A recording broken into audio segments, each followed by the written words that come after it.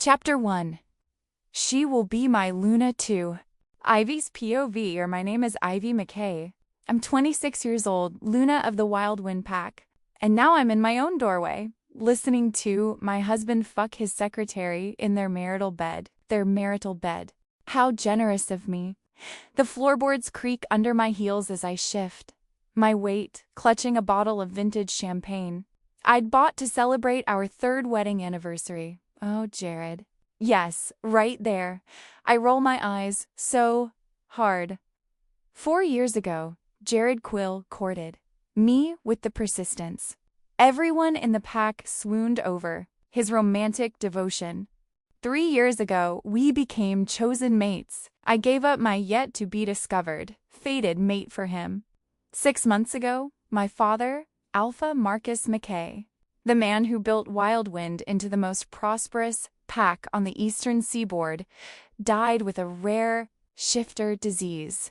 On his deathbed, he chose Jared as his successor. "Take care of our little girl," Dad had whispered to Jared.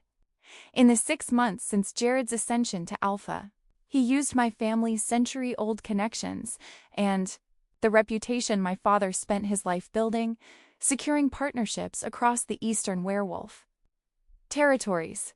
His latest venture, a manufacturing company, has made him the toast of werewolf high society. Meanwhile, I've played the perfect supporting role.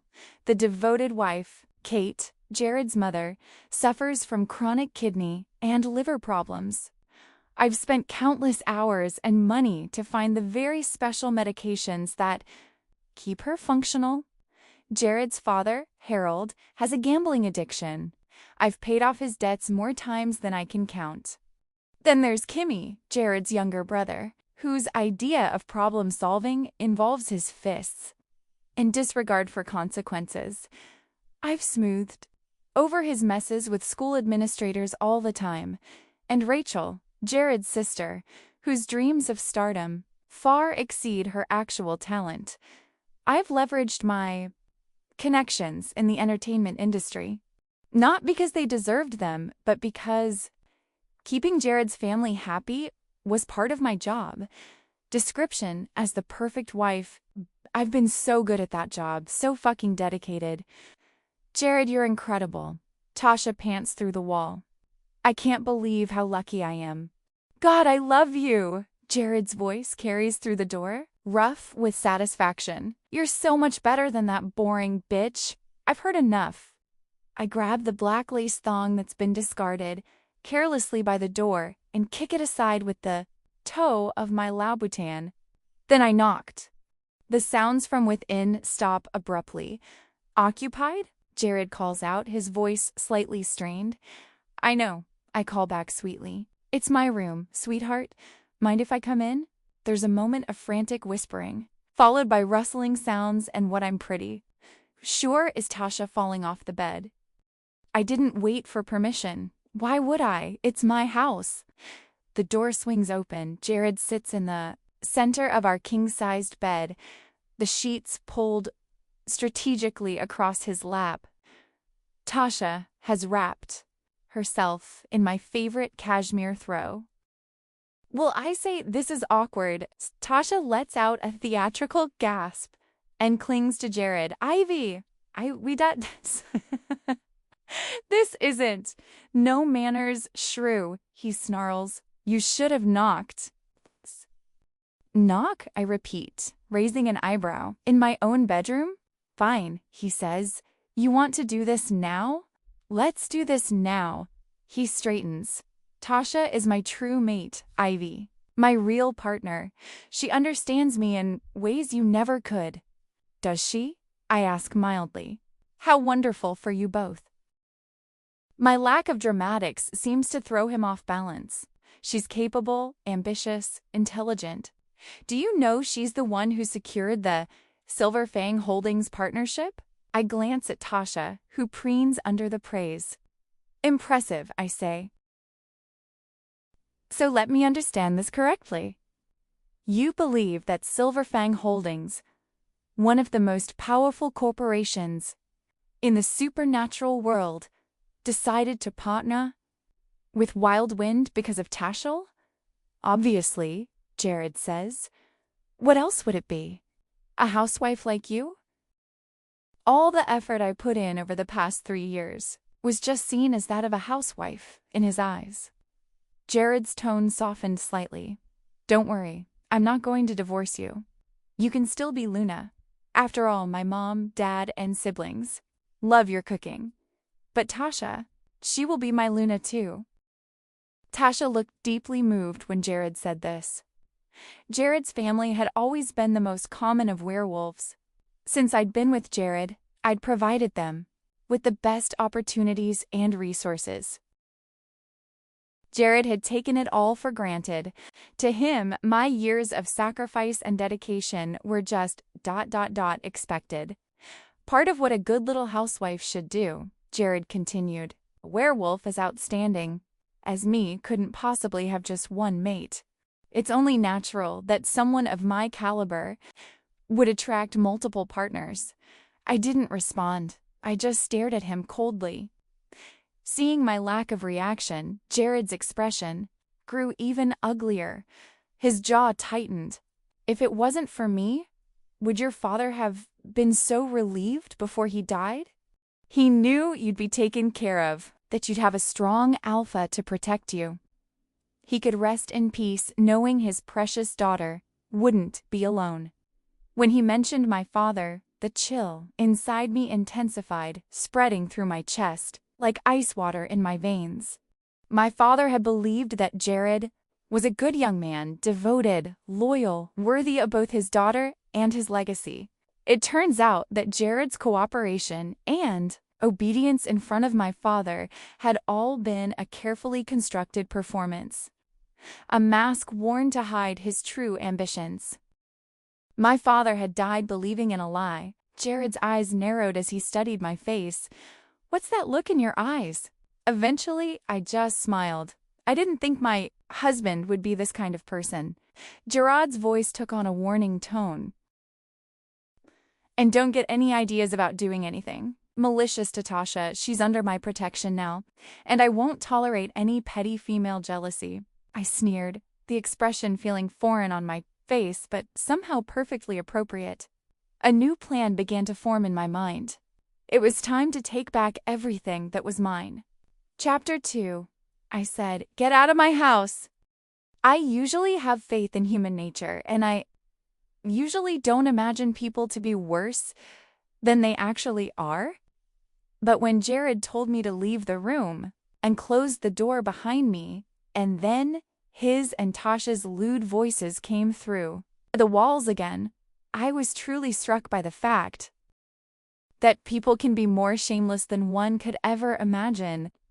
Apparently, discovering that his wife knew about his affair had done nothing to dampen Jared's enthusiasm. Jared probably thought I had no better option than to agree to his ridiculous proposal. The man didn't know me at all. I didn't say another word and turned away from the bedroom, closing the door for them in the process. Once again, there was an intense noise in the room, interspersed with their flirtatious conversation and Tasha's exaggerated moans. I glanced at the antique grandfather clock in the hallway. 7 p.m. exactly. How fitting. In less than 24 hours, Jared would lose everything he thought he owned, everything he'd taken for granted. Sadly, he had no idea what was coming for him. I settled onto the leather sofa in the living room and poured myself a glass of the expensive Bordeaux I'd been saving for a special occasion. This certainly qualified. The wine reflected the lamplight as I swirled it in the crystal glass, and I caught sight of my distorted reflection in the deep red liquid. I took a long breath and made the first call. "I'm moving some furniture tonight. Be here in 20 minutes. "Yes, ma'am." The voice on the other end was professional. The call had just ended when the sound of unsteady footsteps reached my ears. Didn't even need to look up to know who it was. Kate, Jared's mother and my soon-to-be former mother-in-law, appeared in the doorway. She looked as sickly as ever. "Why didn't you prepare dinner?" she demanded, her tone suggesting I'd committed some grave offense. I took another sip of wine. Jared's family had been coming to my house for dinner almost every night for the past 3 years, treating it like their personal restaurant. "Your son is cheating on me right upstairs," I said. Kate's expression shifted. The lack of shock told me everything I needed to know. Of course she knew her golden boy. Her face cycled through several emotions. It's normal for couples to have conflicts. A woman should focus more on taking care of her husband instead of creating drama. You go ahead and make dinner, and when Jared comes out later, you two can communicate properly. I picked up my wine again and took a slow, deliberate sip. Is that so? Probably realizing that I was no longer the compliant, eager-to-please woman who would agree to whatever she said. Kate's face became even more pinched with displeasure. A capable and attractive man will have many women admiring him, she continued. Since you are Jared's wife, you should have realized this earlier. Look at Alpha Alex from the neighboring pack. Not only does he have 2 wives, he also has several mistresses in the open. You should learn more from his Luna about how to handle these situations gracefully. Interesting choice of example. I smiled, the expression cold enough to frost glass. Actually, Alpha Alex has always had quite the crush on Rachel. Maybe I should give him a call and let him know she's available to be his newest mistress, I said thoughtfully. Kate's face immediately turned an alarming shade of red. Don't you dare! The front door slammed. Another member of the Quill family arrived. Kimmy, Jared's 16-year-old brother. You bitch, he snarled, his face contorting with rage. How dare you disrespect my mom and sister? Without hesitation, he lunged toward me, his fist raised. The boy had always been hot-headed, but apparently my years of bailing him out of trouble had given him the impression that I was weak. What a mistake. It was almost funny. They finally showed their true colors.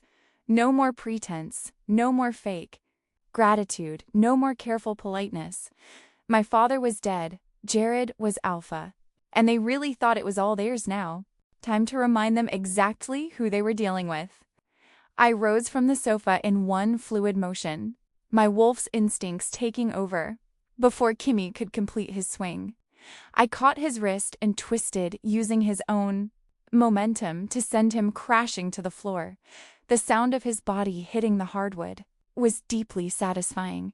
He shouldn't have messed with me. My wolf was higher ranked and infinitely stronger than his pathetic excuse for supernatural genetics. He was no match for me at all. Kimmy lay on the floor, gasping and clutching his wrist, his eyes wide with shock. Kate's face turned an even deeper shade of red when she saw me put her precious son in his place. How dare you lay a hand on him? A few moments later, Jared came thundering down the stairs. He was wearing only a white bath towel wrapped around his waist, his hair disheveled, and his chest still flushed from his recent activities. It looked like his romantic reunion with Tasha had been disappointingly brief, over in about 10 minutes, if I was being generous. What the hell is going on down here? He demanded. Your brother tried to hit me, I said simply. I corrected him. Jared's face darkened with fury. Without warning, he raised his hand to slap me.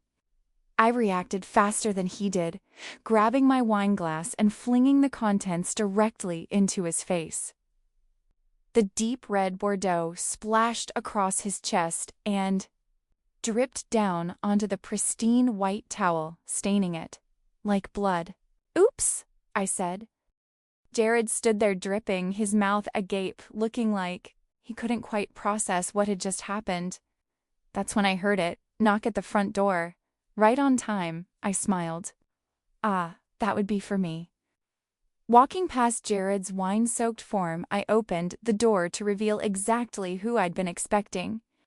Avery Walsh, my best friend, and one of the most formidable attorneys in the supernatural legal system.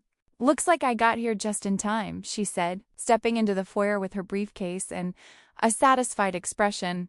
Avery opened her briefcase with the flourish of someone who genuinely enjoyed her work. We need to clarify about property ownership. In short, you need to get out of Miss Ivy's house. Kate finally found her voice again. What are you talking about, you crazy woman? How is this your house? This is the Alpha house. My son is Alpha. Avery was vibrating with professional glee. Actually, Avery said, pulling out an official-looking document, this house has never belonged to the Alpha position. It's privately owned property that the Alpha has traditionally been permitted to use. Jared's face went through several interesting color changes. That's impossible. Her father lived here. All the previous Alphas lived here as guests. Avery finished smoothly. This property, along with most of the prime real estate in Wildwind territory, has belonged to the McKay family for over a century. The Alpha position grants certain privileges, but property ownership isn't one of them. She held up the deed, allowing them all to see the official seals and signatures. Ivy McKay is the sole heir and owner of this house, the surrounding lands, and several other properties. Throughout the packed territory, the silence that followed was deafening. Kate looked like someone had told her the sky was green. This can't be right. You're lying. The county records office is open until 8, Avery said helpfully. Feel free to verify the information yourself. Jared finally found his voice. You can't just kick us out. I'm Alpha. There are protocols. The only protocol here is property law, I interrupted. And I'm telling you to pack your things and get out. You can't be serious, Kate sputtered. Where are we supposed to go? The sound of footsteps on the stairs announced Tasha's arrival.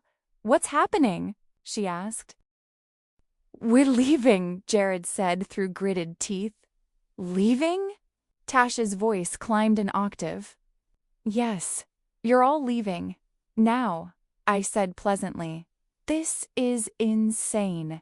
Kimmy had finally picked himself up off the floor, though he was keeping a safe distance. From me now. You can't just throw us out on the street. Another knock sounded at the door. This time, I opened it to reveal 30 men in black tactical gear. Their expressions professionally neutral, but undeniably intimidating. The Rezio security team had arrived. Ma'am, their leader said with a respectful nod. You called for moving assistance? The Quill family took one look at the small army filing into my foyer and suddenly found their motivation to leave.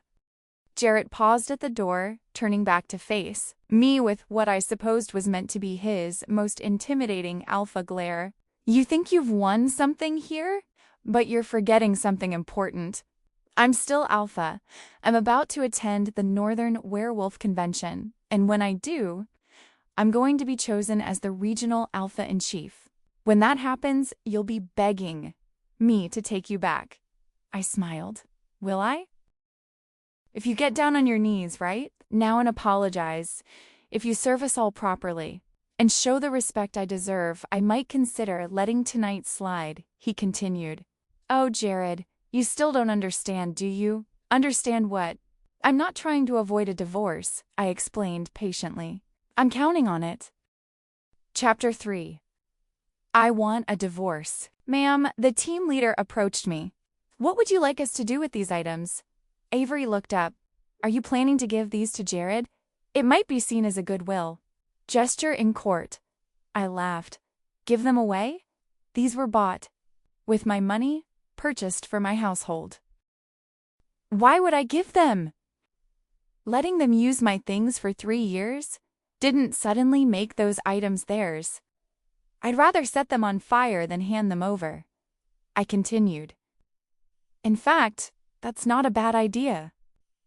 Ivy, Avery said, as your attorney, I have to advise against arson.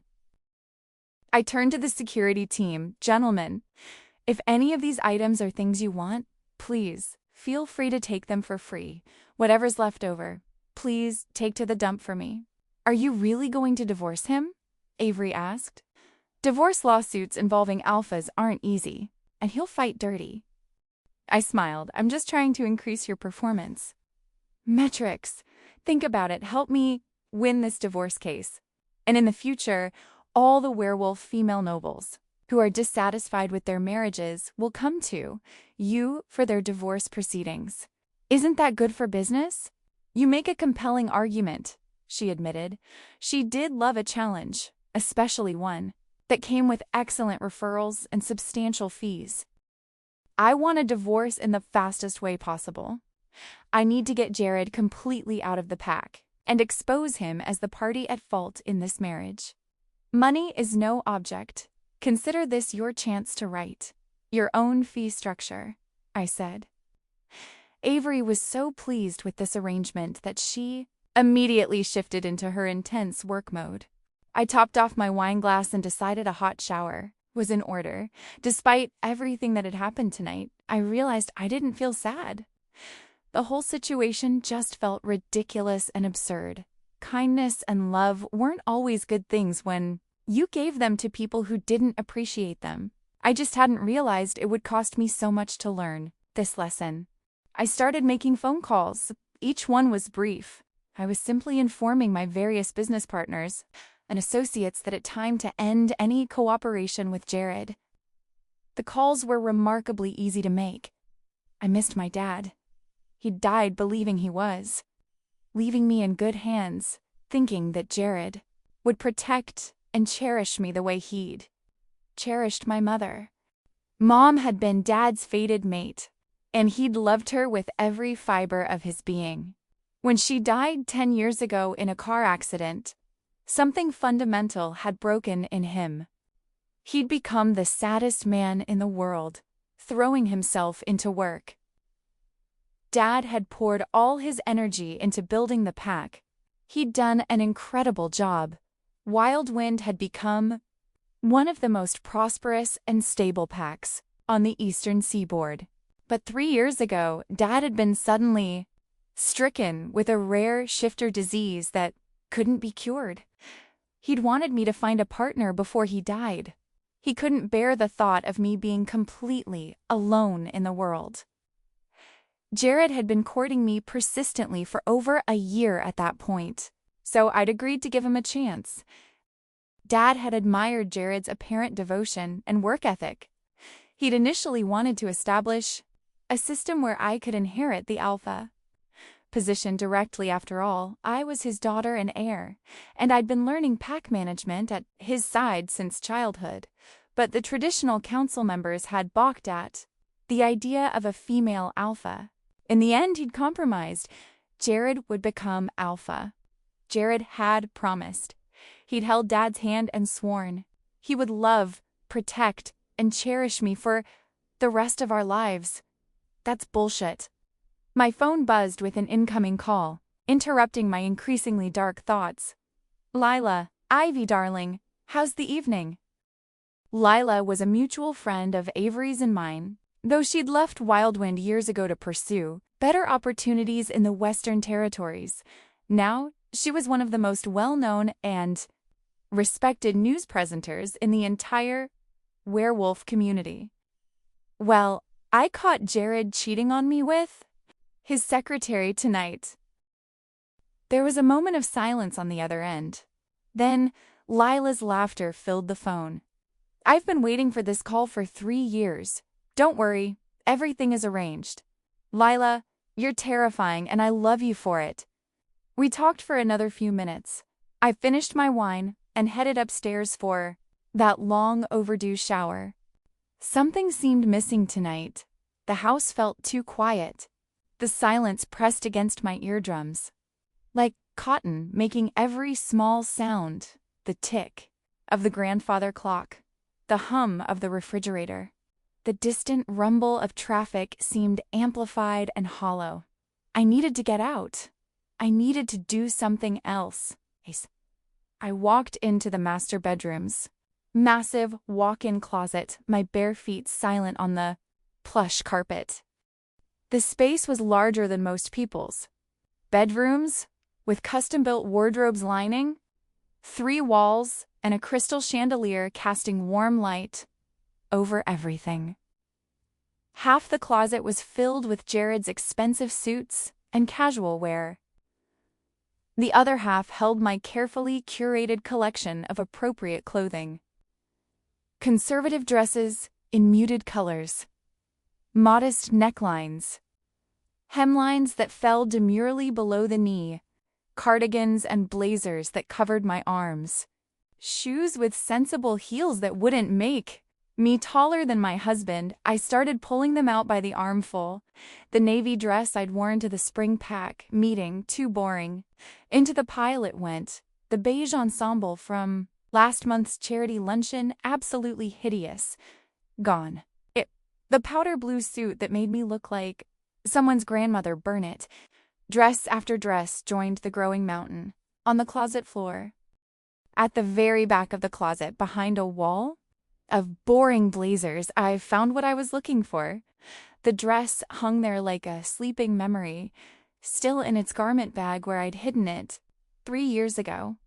Black silk that flowed like liquid shadow, with a neckline that dipped low enough to be interesting, and a hem that ended mid-thigh, thin straps and a back that was almost entirely open, held together by a single strand of delicate chain.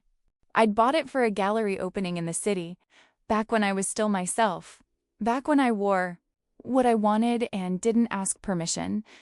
Jared had taken one look at it and declared it inappropriate for a Luna, too sexy, too attention-grabbing, too much, perfect. I slipped out of my conservative dress and stepped into the black silk. I uncapped a tube of deep crimson red, building up layers until my mouth looked like it had been dipped in fresh blood. When I smiled at my reflection, my teeth looked like pearls against the crimson. My husband was busy with his secretary. I thought maybe I should find some fun for myself too. I grabbed my purse. My Aston Martin sat in the circular driveway like a sleeping predator. Tonight, it seemed excessive for a housewife and a dedicated Luna, but it was just right for me, who was about to get divorced. The engine purred to life with a sound like controlled violence, and I backed out of the driveway with my music turned up loud enough to rattle the windows. The speedometer climbed as I left Wildwind territory behind, racing through the darkness toward something that felt like freedom. I drove straight to the neighboring pack, where they had a thriving entertainment industry, gambling, and a culture of alcohol, exactly what I needed tonight. Alpha Fedrin's territory was everything Wildwind wasn't, where my pack prized tradition and propriety. His embraced excess and indulgence. Neon signs advertised casinos and strip clubs, and bars that never closed. The streets thrummed with music and laughter, and the kind of energy that came from people who believed in living for the moment. I wasn't familiar with their Alpha Fedrin, so it was unlikely anyone would recognize me. Perfect for tonight, I parked outside a club called Midnight Velvet. The bouncer was a mountain of a man with arms like tree trunks. VIP? He asked, his voice like gravel in a cement mixer. I smiled and slipped him $100 bill.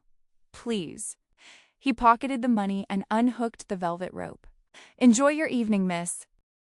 Chapter 4. You smell like beautiful, twisted trouble. Inside, the club was a cavern of controlled chaos. The ceiling soared 30 feet overhead, lost in shadows and strategically placed spotlights that created pools of colored light on the dance floor below. The music was loud enough to feel in your chest, but not so overwhelming that conversation was impossible. I made my way to the bar. "What can I get you, beautiful?" he asked, his accent carrying hints of Eastern Europe. "Top shelf whiskey," I said. "Make it a double, and keep them coming." He raised an eyebrow. "Rough night?" "You could say that." I accepted the crystal tumbler he offered, savoring the burn as the whiskey hit my throat. It tasted like smoke and leather and bad decisions, and I loved every drop. I ordered enough alcohol to get slightly emotional. 6 doubles over the course of 2 hours, each one making the edges of the world softer and the music louder, and my problems smaller. The whiskey created a warm glow in my chest that spread outward until my fingertips tingled, and my thoughts moved like honey through my mind. The club's main attraction was a stage that dominated one wall, where performers put on shows that ranged from artistic to athletic to downright pornographic. Currently, a woman with legs that went on forever was doing things with a pole that defied several laws of physics. She moved like liquid silk, her body bending and flowing in ways that seemed impossible, drawing appreciative cheers from the audience. When her set ended, she was replaced by a man, tall, broad-shouldered, with muscles that rippled beneath skin that gleamed with what looked like body oil. When the dance ended, I stood up from my bar stool and walked toward the stage, pulling $100 bill from my purse. "Impressive show," I said, holding out the bill. He smiled, revealing perfect teeth, and accepted the tip with a gracious nod. "Thank you, sweetheart. You're very generous." When I finished my last drink, I realized I couldn't see clearly anymore. The room had taken on a soft, dreamy quality where edges blurred and lights left trails when I moved my head too quickly. It was definitely time to go. I paid my tab, and I decided to go to the bathroom and splash some cold water on my face before attempting to drive home. The responsible thing would have been to call a cab, but responsibility had gotten me a cheating husband. When I felt steadier, I left the bathroom and walked back toward the main floor. The hallway was dimmer than the club proper. I was so focused on not stumbling in my heels that I didn't see the obstacle in my path until it was too late. I bumped into what felt like a brick wall. The impact sent me staggering backward, my heels skittering on the polished floor as I fought to keep my balance. Strong hands caught my elbows, steadying me before I could fall completely. I lifted my eyes and stared at a blurry but still unmistakably sexy face. Even through the haze of alcohol, I could tell this man was something special. He was the tallest man I'd ever seen, easily 6.5 feet, maybe more, with shoulders broad enough to block out the rest of the world. Dark hair that looked like he'd run his fingers through it, sharp cheekbones that could cut glass, and eyes of a misty blue-gray hue that seemed to see right through me. Was he also a stripper here? Because if he is, then he's worth 20, no, $300 bills. "Are you all right?" he said, his voice like aged whiskey and dark chocolate. The sound of his voice did things to my insides that had nothing to do with the alcohol. It was deep and rich and carried an accent I couldn't place, something that suggested foreign pack. "I'm perfect," I said, then giggled at how obviously untrue that was. "Well, maybe not perfect. Maybe a little drunk, but I'm excellent at being drunk, so that counts for something." He smiled, and even through my blurred vision, I could see it was a devastating expression. "I can see that," he said, amusement coloring his voice. "Perhaps you should call someone to drive you home." The world was spinning slightly, even with his hands still steadying me. I blinked hard, trying to bring his face into sharper focus, but the alcohol had turned everything soft around the edges. I remembered taking out my car keys, fumbling with them for a moment before holding them up triumphantly. The metal caught the hallway's soft lighting, sending little sparkles of reflection dancing across the walls. "Actually," I said, looking at this sexy stranger in front of me, "would you mind driving me home? I don't think I should be operating heavy machinery right now." He studied me for a long moment, those mysterious eyes taking in my flushed cheeks and unsteady posture, and the way I was still gripping his arm for balance. "Are you sure that's wise?" he asked. "I am, after all, a complete stranger." "The worst strangers are often the ones you've known for years," I replied, thinking of Jared. "Besides, you caught me when I fell. That has to count for something in the gentleman points system." I don't remember exactly how I got home after that. What I do remember clearly is his voice. That deep rumble that seemed to vibrate through my bones, asking, "Are you single?" "I'm about to get divorced," I admitted, the words falling from my lips before I could think. He was quiet for a moment, processing this information. Then I heard him shift in the driver's seat, moving closer. And suddenly his scent was overwhelming. He lowered his head, and I felt the warmth of his breath against my neck as he inhaled deeply. "Is that a bad thing?" I asked, surprised by how breathless I sounded. "That depends," he said, "on how much trouble you're planning to cause." Chapter 5. Make her purr. When his fingers brushed against my skin, something strange happened to me. It was like an electric current had passed between us, starting at the point of contact and radiating outward until every nerve ending in my body was singing. My breathing quickened, and my heart began to race. I couldn't tell if it was the whiskey making me hypersensitive to every sensation, or if his touch really was having this profound an effect on me. But either way, I didn't want it to stop. That shitmate bond with Jared had never felt like this. By the time we reached my house, I was drunk on more than just alcohol. I looked at this handsome man standing in front of me. The smart thing would have been to thank him for the ride, go inside, lock the door, and pretend this night had never happened. But I was tired of being smart and responsible.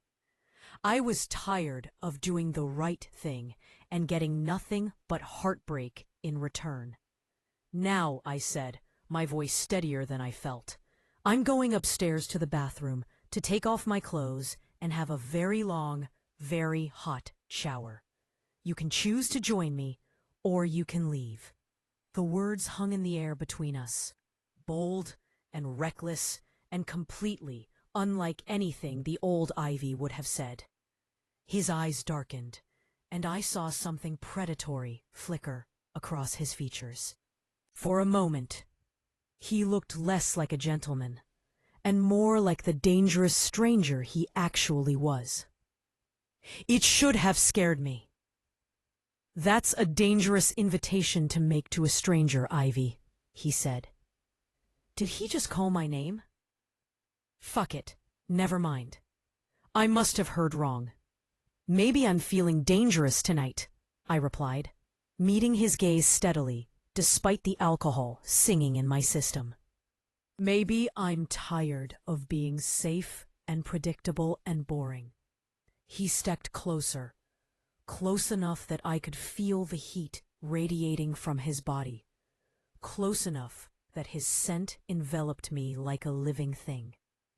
"And if I take you up on that invitation? What happens tomorrow?"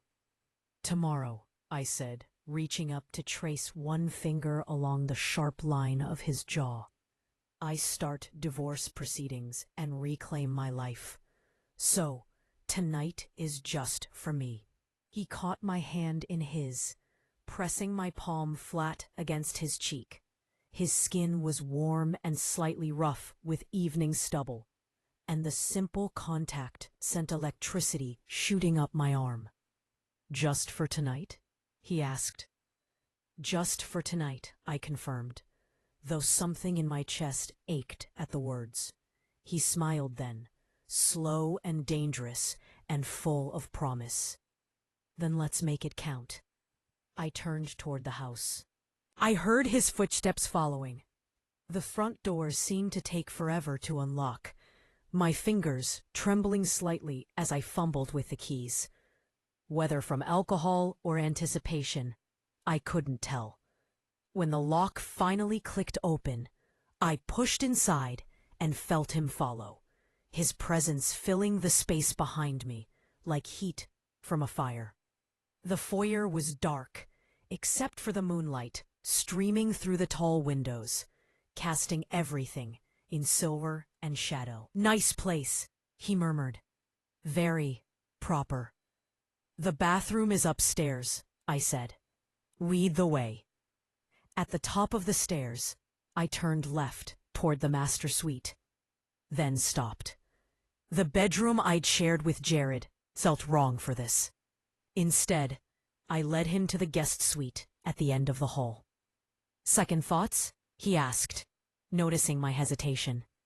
"No," I said firmly. "Just choosing the right battlefield."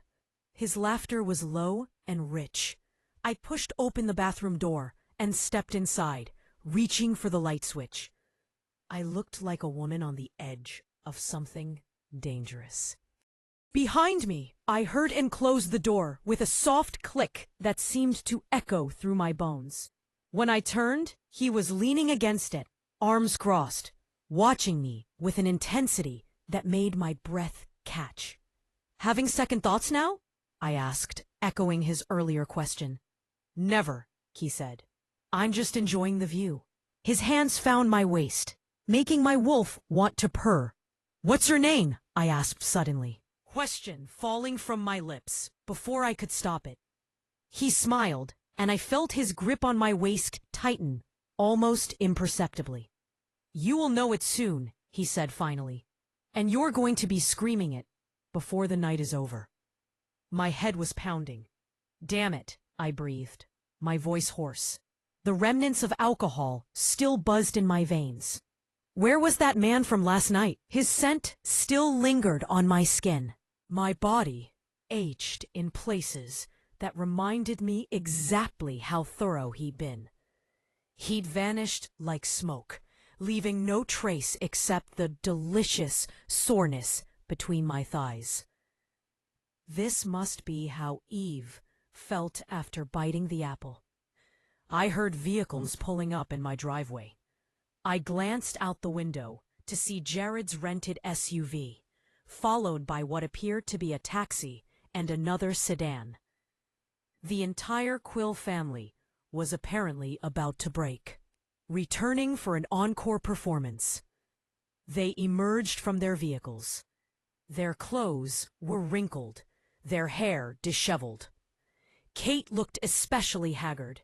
Her usual medications were still upstairs in my medicine cabinet, and the combination of stress and withdrawal was clearly taking its toll. Serves them right. When the doorbell rang, I took my time answering it. Let them wait. I opened the door to find Jared wearing his most winning smile, the same expression he'd used when he was courting me. "Ivy, sweetheart," he began, "I know you're angry. I understand that. Everything you did last night was just your way of trying to get my attention and my love, wasn't it?" "Don't worry," he continued. "Even if I marry Tasha, you'll still be Luna. You'll still have your position, your title, your role in the pack. Nothing has to change between us." Tasha stepped forward, her eyes red-rimmed. She looked absolutely pitiful as she delivered her lines. "I just love Jared so much. I don't care about titles or positions. I just want to be with him."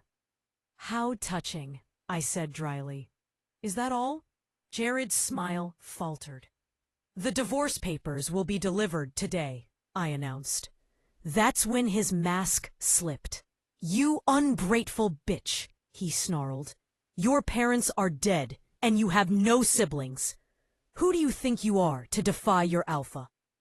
There it was, the real Jared, finally showing his true face. I gave him my sweetest smile. Sorry, Jared, I said with false sympathy.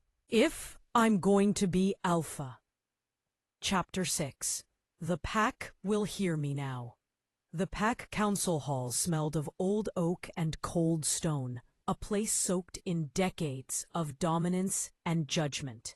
It was here my father had ruled with a steady hand, his voice carrying weight across the chamber without ever needing to rise. When he stood in this place, the council listened. When he gave orders, they obeyed. That was the power of Marcus McKay, the alpha who had kept Wildwind united for 25 years. But tonight, as my heels clicked sharply against the floor, the hall no longer carried his presence. In the portrait, his portrait hung high on the stone wall above the council chairs, his steady gray eyes watching from a frame. And for a flicker of a second, I imagined those eyes on me, asking whether I was ready.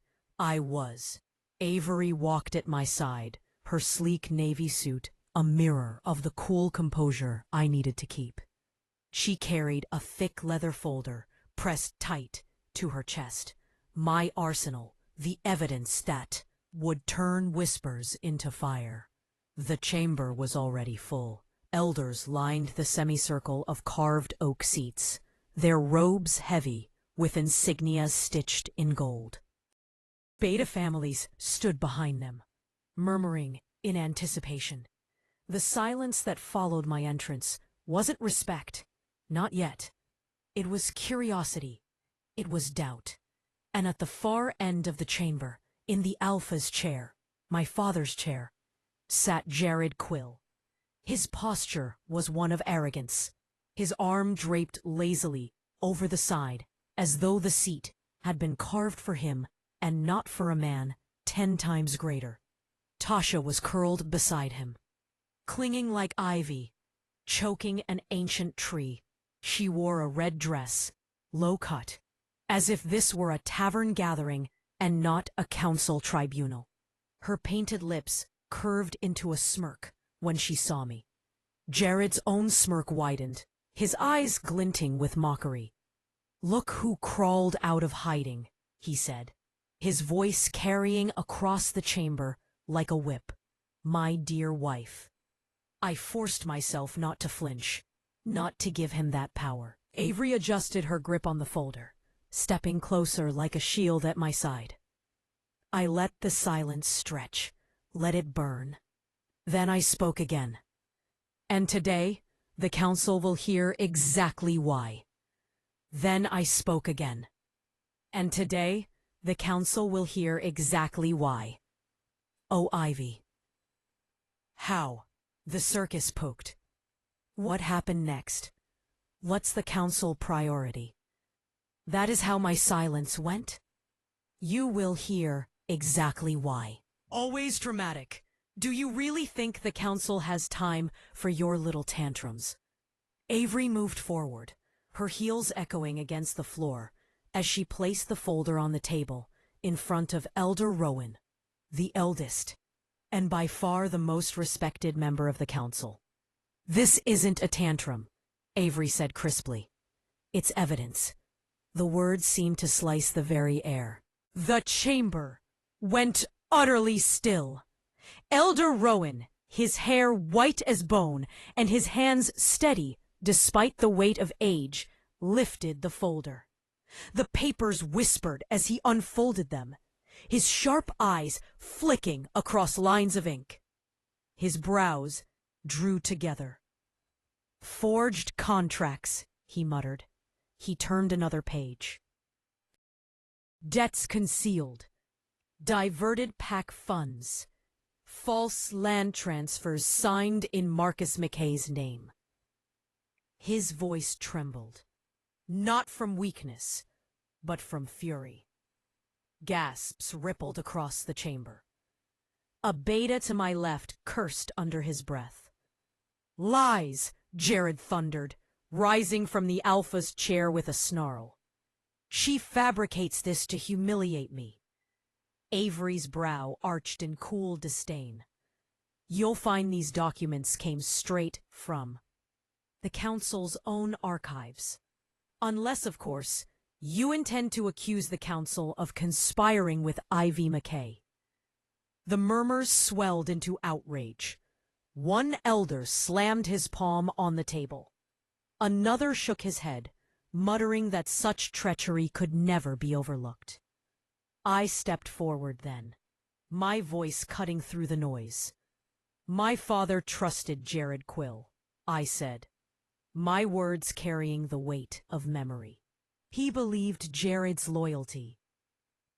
He believed Jared loved me. But loyalty cannot be faked forever, and neither can love." Jared's eyes burned into me. Rage and something else, desperation. And then, with a sharp gesture, I signaled to the back of the chamber. Leela, my friend, my ally, my quiet shadow who worked behind the scenes, lifted a sleek tablet. A shimmer of magic bloomed above her head, casting a screen of light in the air for all to see. The footage rolled. Jared, in a private room thick with smoke, laughter spilling from his throat as Tasha perched on his lap. His words, slurred with drink, but sharp with arrogance, echoed across the chamber. "They'll eat from my hand," he sneered in the recording. "Marcus is dead. His daughter's just a pretty ornament. And when I'm done with her, she'll be nothing." The chamber erupted into chaos. Elders stood to their feet, voices raised in outrage. Betas muttered curses, fists clenched. A woman in the crowd shouted, "Marcus's bloodline deserves better than this." Jared lunged forward, his voice a roar. "This is illegal. She tricked." "Enough!" The single word cracked like thunder. Elder Rowan's cane slammed into the floor, silencing the chamber. His eyes blazed like steel as he turned his gaze on Jared.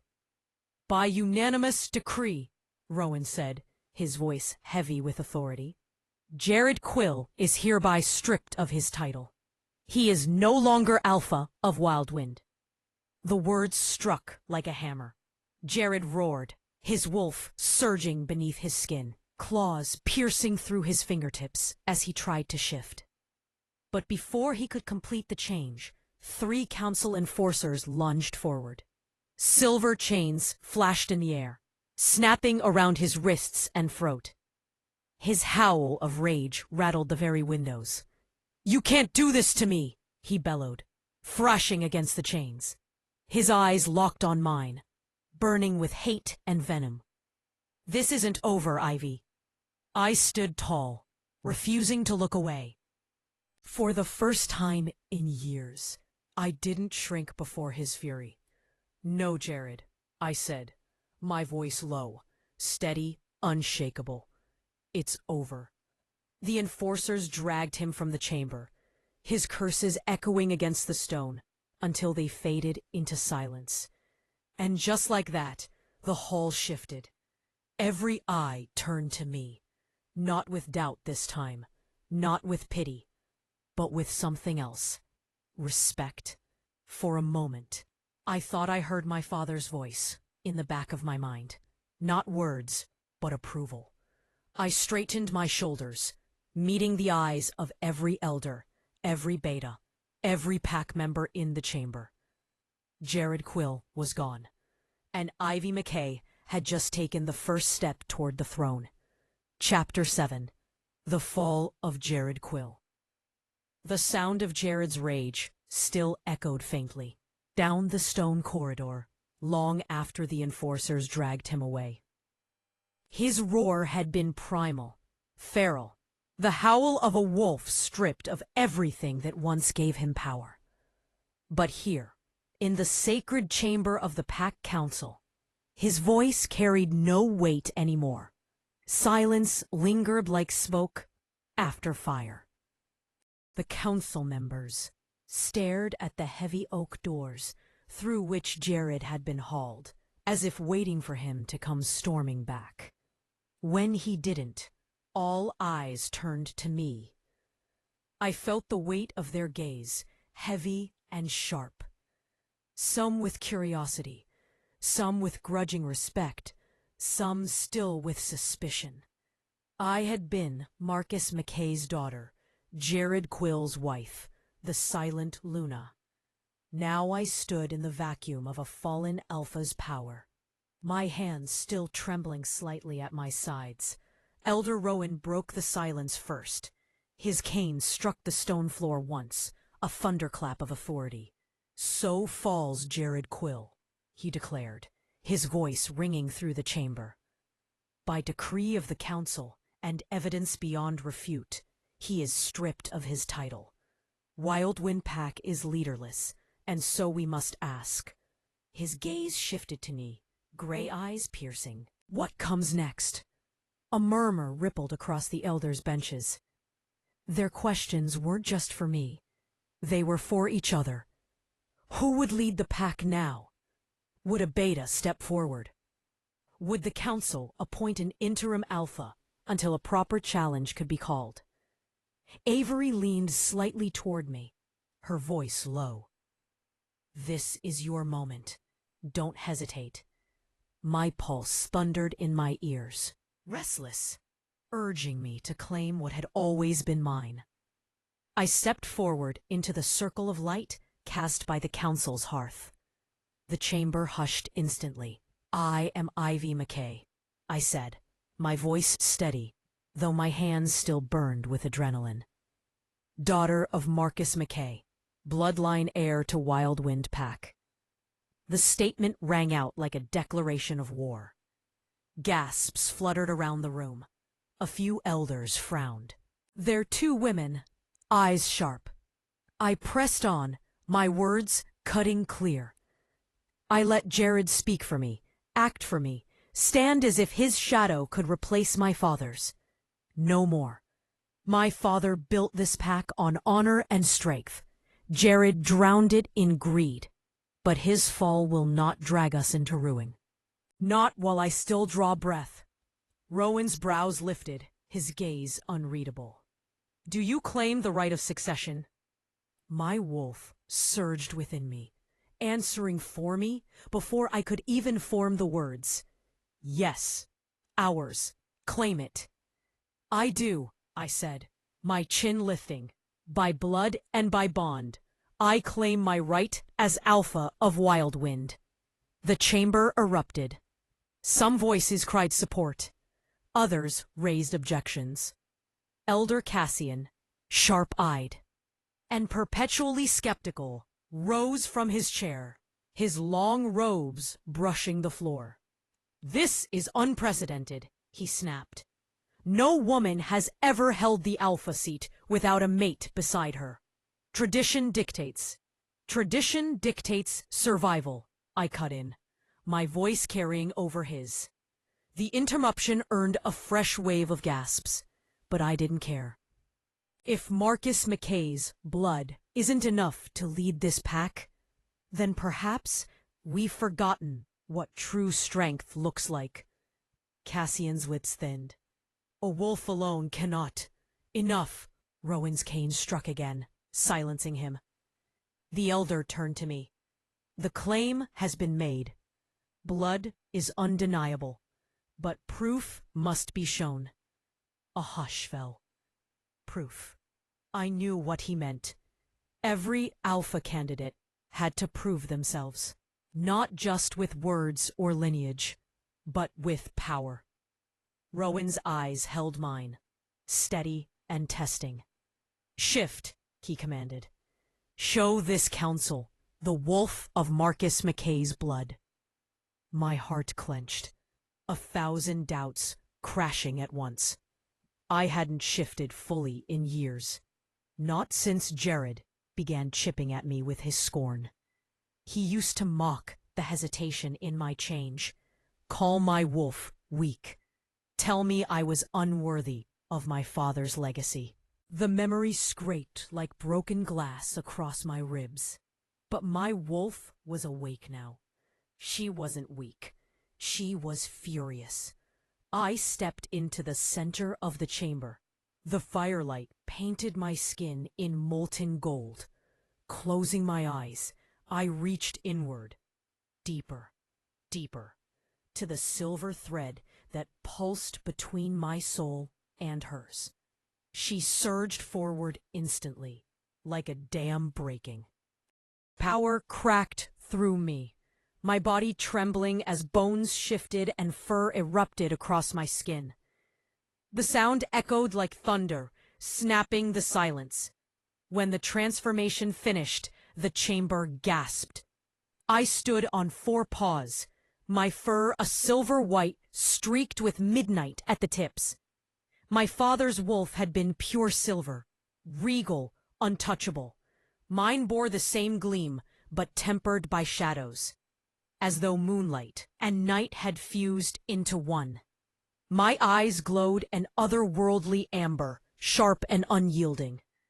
I growled once, low and resonant, and the entire chamber went still. Rowan's lips curved in something close to a smile. "Marcus's blood," he said softly. Another elder whispered, "Stronger." I patted a slow circle, letting them feel the weight of my presence, the raw power thrumming through the air. My wolf exuded dominance, a force that pressed against every wolf in the chamber.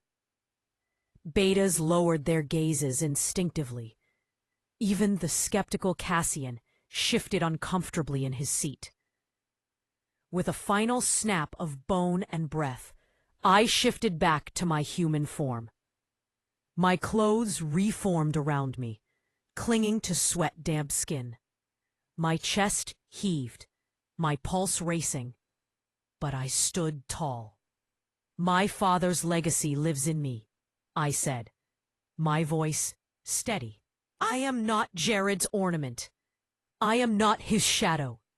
I am Ivy McKay, and I claim what is mine." For a long moment, no one spoke. The only sound was the crackle of fire and the faint hum of power that still lingered in the chamber. Then Rowan rose to his feet. His cane tapped once. "The council recognizes your claim." The words landed like a crown settling on my head.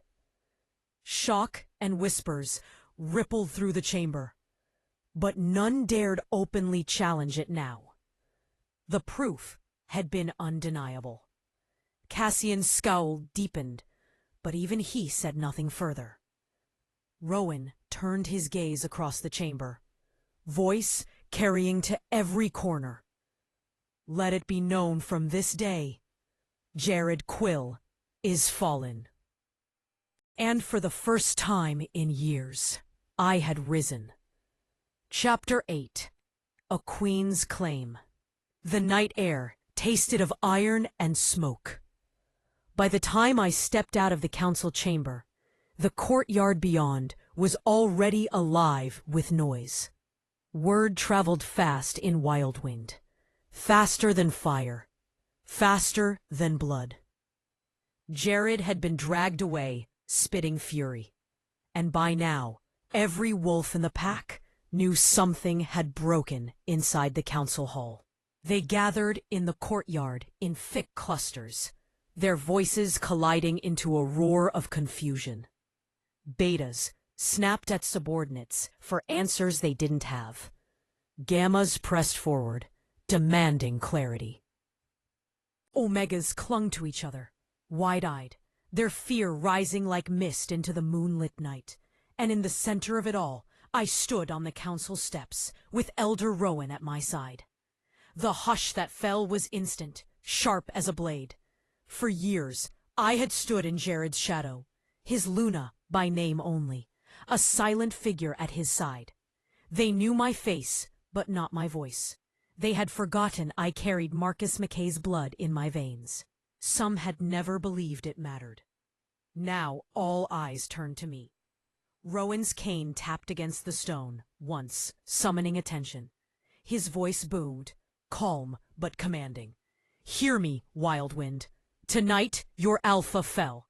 A ripple of shock moved through the crowd, though most already knew. Murmurs broke out. Stripped? Fallen? The council cast him out? Rowan continued. Jared Quill was judged unworthy. By oath and by honor, his claim is ended. In his place, a true heir rises. He turned toward me, his weathered hand gesturing for me to step forward.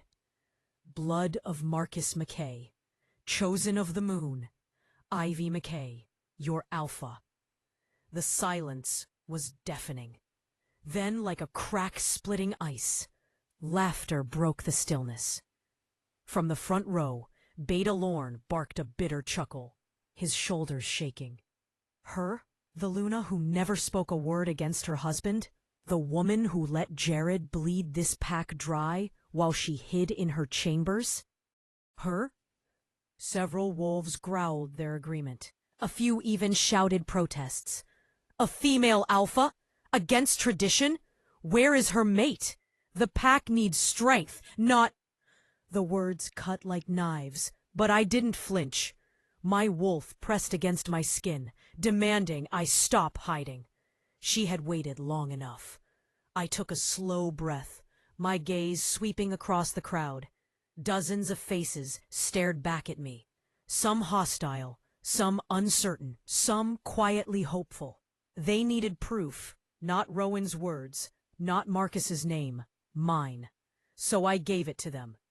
I stepped down from the council platform, bare feet pressing into the cold stone. With each step into the courtyard, my wolf surged forward, her energy pouring from me in waves. The air thickened, humming with dominance. Gasps rippled through the crowd as heads began to bow instinctively. Wolves bending beneath the weight of my aura. Even those who tried to resist found their knees trembling, their eyes dropping against their will. "You question me?" I said, my voice steady but sharp, carrying to every ear. "Good, you should, but do not mistake silence for weakness. Do not mistake tradition for truth. I was Marcus McKay's daughter before I was Jared Quill's wife. My father's blood runs in me, and tonight I claim what he built. I let my wolf rise fully then. The shift ripped through me in a blaze of fire and bone." Gasps echoed again as my body contorted, fur tearing across my skin, until the silver and midnight wolf stood before them, her eyes burning with moonlit fire. A collective growl rose from the pack, not in defiance, but in shock, awe, recognition. My wolf prowled forward, circling slowly, her claws clicking against the stone. The weight of my aura pressed harder, spreading outward until even the most stubborn betas found themselves lowering their eyes, their throats bared. The omegas whimpered softly, tails tucked, not in fear, but in submission. I had not demanded it. I had not spoken it. But they felt it. Instinct. Blood. Power. I threw my head back and howled. The sound split the night, fierce and endless, echoing off the council walls and the forest beyond. A declaration, a promise, a claim. One by one, voices joined mine. First hesitant, then strong, until the courtyard was filled with the thunder of the pack's answer. Their howls rose to the sky, weaving with mine, acknowledging me. Not all, not yet. But enough. Enough to know the tide was turning. When the last echoes faded, I shifted back, standing tall under the moonlight. My body trembled with exhaustion, but I forced my chin high. Kill ruled with lies and fear. I said, voice raw but unyielding. I will not. I will rule with strength, with justice, and with honor. If you stand with me, you stand with Marcus's blood. You stand with the true heart of Wild Wind. A hush followed my words. The crowd's energy shifted, suspicion giving way to a fragile, tentative hope. I saw it in their eyes. Wolves who had been beaten down under Jared's glede, searching for something to believe in again. Of course, not all were convinced. Lorne's eyes burned with quiet fury. Cassian, a skeptical elder, lingered at the edge of the platform. His face unreadable. I could feel their resistance, like thorns pressing against my skin. But it didn't matter. The first battle was won. Rowan lifted his cane once more. It is done, he declared. The pack has heard. The pack has seen. Ivy McKay is your alpha. The murmurs swelled again. Not quite cheers, not quite surrender, but acceptance. The first thread of it, weaving through the crowd. I exhaled slowly, my wolf receding into the shadows of my soul, still humming with pride. Tonight, I had not just spoken. I had claimed. And though doubt lingered, like storm clouds on the horizon, I felt something stir in my chest. For the first time in years, the weight that pressed down on me lifted. I was no one's shadow anymore. I was Alpha. Chapter 9. Embers of Trust. The next morning, Wild Wind Pack felt like a house holding its breath. The news of Jared's downfall had spread beyond the courtyard, whispered through corridors, and carried across the forest trails. By dawn, even the youngest pups knew their alpha had fallen.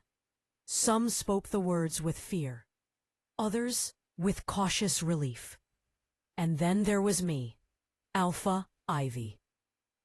The title still felt strange, heavy on my shoulders. Yet as I stood before the cracked mirror in my chambers, the woman staring back at me didn't look like Jared's quiet Luna anymore. She looked unshaken, determined. The council had agreed that I must show myself to the pack immediately. Not just in ceremony, but in flesh, in deeds. Words in the courtyard were not enough. Wolves followed action. That morning, I walked through Wild Wind's village, not in council robes, not flanked by guards, but in a simple tunic. My hair tied back, the mark of leadership, nothing more than the way I carried myself. Eyes followed me everywhere. Conversations fell silent as I passed. Some gazes were sharp with doubt, others wide with curiosity. Children tugged at their mother's sleeves to whisper, "That's her, the new alpha." I stopped at the baker's stall first, the scent of fresh bread mixing with wood smoke in the crisp morning air. The baker, a stout woman named Helena, froze when she saw me. For years under Jared, she had been taxed so heavily she could barely keep her ovens lit. "Alpha," she stammered, half bowing, flour dusting her apron. "Forgive me, I didn't expect." I smiled faintly. "That's the point, Helena. No expectations, just bread." She blinked at me, then hesitantly offered a small loaf. When I tried to pay, she shook her head so fast the flour flew. "No, Alpha, for you." I pressed the coin into her palm anyway. For us, a pack feeds its alpha, and its alpha must feed the pack. Section C. Her eyes filled with sudden tears. She whispered a thank you, clutching the coin as if it were more than silver, as if it were dignity returned. As I moved on, whispers followed me, softer now, curious, rather than hostile. At the training grounds, I found the young warriors mid-drill, wooden staffs cracking against each other as the instructor barked orders. They froze when I approached, the beta in charge, tall, sharp-eyed. Lorne, stepping forward with stiff disapproval. He still carried the bitterness of last night's challenge in his eyes. "Alpha," he said. The word dragged reluctantly past his teeth. "The warriors are in training." "I see that," I said calmly, watching the young wolves stand straighter under my gaze. "May I?" Before he could protest, I stepped into the circle. The warriors shifted uneasily as I picked up a discarded weapon. Staff. It was solid oak, worn smooth with use, heavier than I remembered. I rolled it in my hands, memories flashing of my father teaching me the same drills when I was younger. Jared had forbidden me from joining after our marriage, said it was unbecoming of a Luna. I twirled the staff once, muscle memory humming through my arms, then raised it to face the nearest warrior. A boy, barely past his first shift, his eyes wide, with disbelief. "Come," I said simply. He hesitated until I nodded encouragement. Then he lunged. The staff whistled through the air, his swing fast but clumsy. I blocked easily, the impact vibrating through my arms. Another strike, blocked again. On the third, I stepped into his guard, hooked his staff, and sent it clattering to the ground with a sharp twist. Gasps rippled around the circle. The boy flushed red, scrambling for his weapon, but I stopped him with a hand on his shoulder. "You're strong," I said, "but strength means little without balance. Focus your center. Trust your wolf, not just your muscles." He swallowed hard and nodded, eyes shining as though the words were gold. By the time I stepped back, the warrior's stares had shifted. No longer skeptical, but lit with something I hadn't seen in their eyes for a long time. Respect. Even Lorne, though his mouth was tight, gave me a grudging nod. The rest of the day passed in a blur of faces and voices. I walked among the healers in their herb-scented huts, listened to their grievances about Jared cutting their supplies. I stopped by Blacksmith's Forge, where sparks leapt into the air as he swore under his breath about Jared's endless demands for weapons while the village roofs leaked. And everywhere I went, I listened. Not as Jared had, to twist complaints into leverage, but truly listened. To their fears, their needs, their hopes. By the time dusk painted the sky in bands of violet and gold, I was exhausted to my bones, but filled with a strange, quiet fire. When I returned to the council hall, Rowan was waiting, his cane resting against his knees as he sat by the great hearth. His old eyes studied me for a long moment before he spoke. "You understand now," he said. I sank into the chair opposite him, pulling the baker's loaf from my satchel. Breaking it in half, I offered him a piece. He accepted it with a faint smile. "They don't need speeches," I said, softly. "They need to be seen." Rowan nodded. Marcus knew that. It was his greatest strength. Jared never did. Silence stretched between us, broken only by the crackle of fire. I thought of Helena's trembling gratitude, of the boy warrior's wide eyes, of the sparks flying from the blacksmith's hammer. Small victories, yes, but victories nonetheless. Embers catching in a forest long gone cold. I looked into the flames and felt my wolf stir, proud, steady. "I will not fail them," I whispered, more to myself than Rowan. The elder's gaze softened. Then perhaps, he said, you will not only lead this pack, but heal it. Chapter 10. The First Feast. By the third night after Jared's fall, Wild Wind was alive again. Smoke curled from chimneys that had been cold for too long. Laughter drifted across the training fields. Lanterns glowed in windows, soft as new hope. For the first time in years, the pack was preparing for a feast. The idea had come to me at dawn. A shared table. No council decrees, no ranks, no fear. Just wolves, all of them, breaking bread together as one.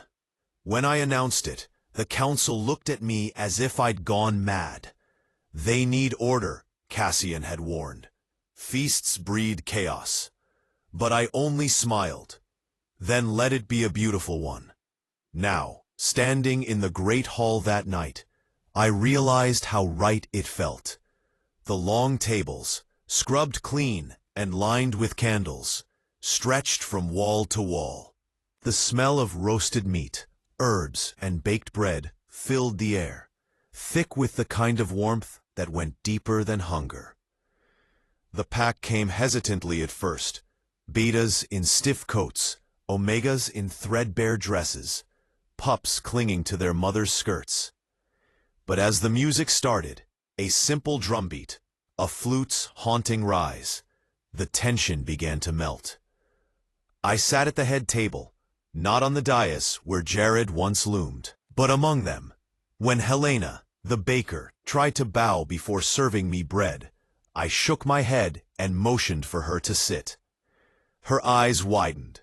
Then she smiled, timid but genuine, and joined the circle.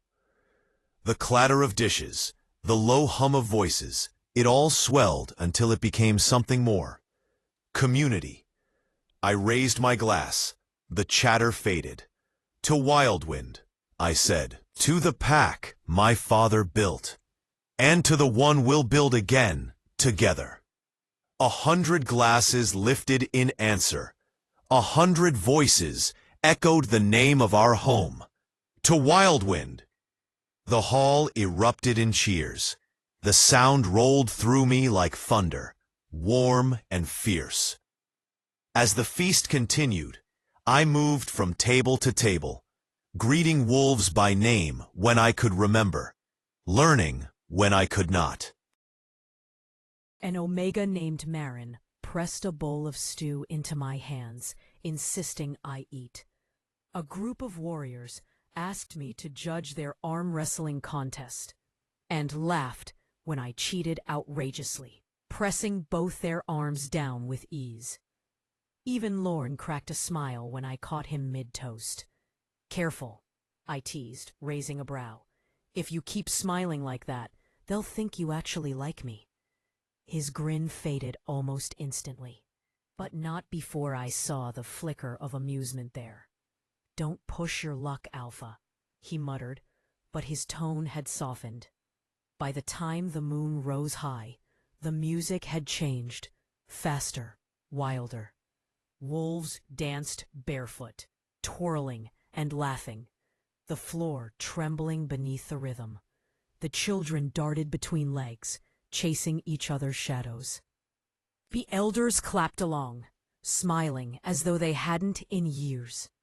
It felt like healing. I slipped out to the balcony when the noise grew too much, needing a breath of night air.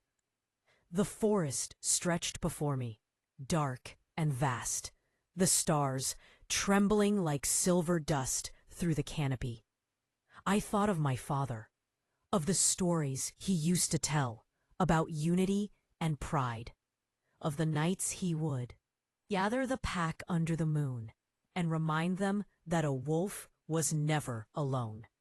I wondered if he could see us now, broken, mending, still standing. You'd be proud, I whispered to the night, I think. Behind me, the door creaked softly. Rowan stepped out, leaning on his cane. His eyes, though old, glowed faintly in the moonlight. "They're yours now," he said quietly. "You've done what Jared never could." I smiled faintly. One feast doesn't erase years of fear. "No," he agreed. "But it plants something stronger than fear. Hope." We stood in silence for a while, watching the wolves below through the open doors, laughing, eating, alive. "Your father once told me," Rowan said at last, "that leadership isn't about the roar. It's about who still stands when the echo fades." His gaze turned to me, steady and kind. "You are standing, Ivy.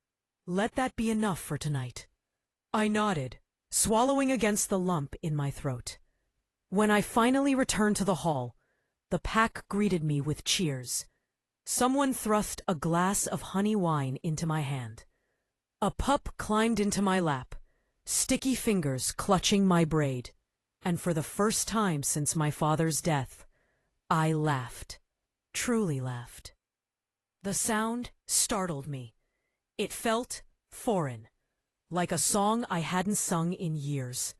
Across the hall, I caught Lorne watching me again. His expression was thoughtful now. Less suspicion, more calculation. And beside him, Elder Cassian whispered something under his breath, his eyes sharp with secrets. But I didn't let it touch me. Tonight wasn't for politics. Tonight was for us. The pack that had been divided by greed was, for one fleeting moment, whole again. As the night stretched on, wolves began to shift in celebration, their forms blurring to fur and light. Howls rose into the sky, joining in wild harmony. My own wolf ached to join them, but I held her back, savoring instead the sight, the unity I had feared lost forever. And as I watched them dance beneath the moon, I felt a shiver crawl through me. Not of fear, but of something else. Because at the far edge of the trees, beyond the glow of lanterns and laughter, a single figure stood watching.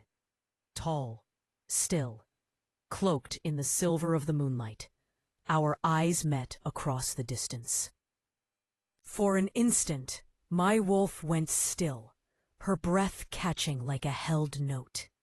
Then he was gone, swallowed by the forest's dark. I turned back to the feast, my heart thudding strangely in my chest.